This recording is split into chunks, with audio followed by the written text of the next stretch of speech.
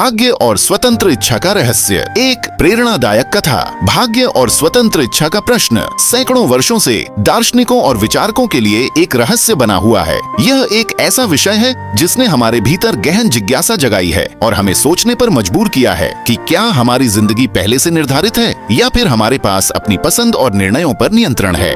अगर आप अपने घर में सबसे ज्यादा किसी को प्यार करते हैं तो कृपया इस वीडियो को अंत तक जरूर देखें। वीडियो के अंत में उस परिवार के सदस्य का नाम लिखें जिसे आप सबसे अधिक प्यार करते हैं। भगवान उनकी लंबी उम्र और रोग दोष से रक्षा करेंगे। आपका यह छोटा सा कदम न केवल आपके प्रियजनों के लिए आशीर्वाद बन सकता है बल्कि हमारे चैनल को भी आगे बढ़ाने में मदद करेगा। तो इस वीडियो को लाइक करें, चैनल को सब्सक्राइब करें और अपने प्रियजन का नाम कमेंट में जरूर लिखें। आपका साथ हमारे लिए प्रेरणा है। धन्यवाद। क्या हमारी जिंदगी एक बड़ी योजना का हिस्सा है?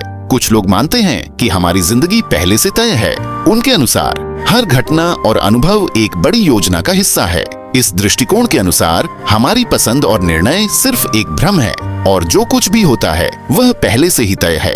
वहीं दूसरी ओर कुछ लोग यह भी मानते हैं कि हमारी जिंदगी हमारे अपने निर्णयों और कर्मों से बनती है। लेकिन अगर दोनों ही दृष्टिकोण सही हो तो क्या हो अगर हमारी जिंदगी भाग्य और स्वतंत्र इच्छा के बीच एक संतुलन हो?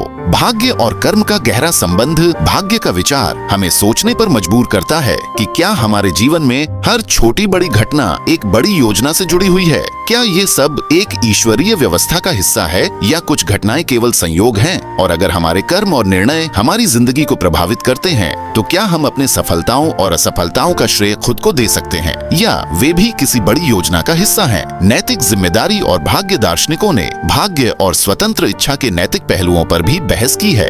अगर हमारे सभी निर्णय पहले से ही तय हैं, तो क्या हम अपने कर्मों के लिए जिम्मेदार हैं? अगर हम अपनी मर्जी से कार्य कर सकते हैं, तो क्या हमारे ऊपर नैतिक रूप से सही निर्णय लेने की जिम्मेदारी है? संस्कृतियों में भाग्य का महत्व, प्राचीन ग्रीक संस्कृति में भाग्य का एक महत्वपूर्ण स्थान था। वहाँ के लोग मोइराई फेट्स पर विश्वास करते थे जो मानव जीवन की दिशा तय करते थे। वहीं हिंदू धर्म में कर्म को भाग्य का निर्धारक माना गया है। अच्छे कर्म से सुख मिलता है और बुरे कर्म से दुहुक। लेकिन क्या इन संस्कृतियों में व्यक्तिगत स्वतंत्रता का भी कोई स्थान है? समानांतर ब्रह्मांडों का रहस्य एक और रोमांचक विचार है। समानांतर ब्रह्मांडों का कल्पना कीजिए, एक ऐसी वास्तविकता जहां हर संभावना मौजूद हो, हर निर्णय और हर कार्य एक नए ब्रह्मांड का निर्माण करता हो। क्या हम एक निर्धारित ब्रह्मांड में जी रहे हैं या हमारे पास अपनी वास्तविकता को बनाने की शक्ति है? और अगर हमारे पास यह शक्ति है तो क्या हमारे पास नैतिक रूप से एक सही वास्तविकता बनाने की जिम्मेदारी है या हम पूरी तरह से स्वतंत्र हैं?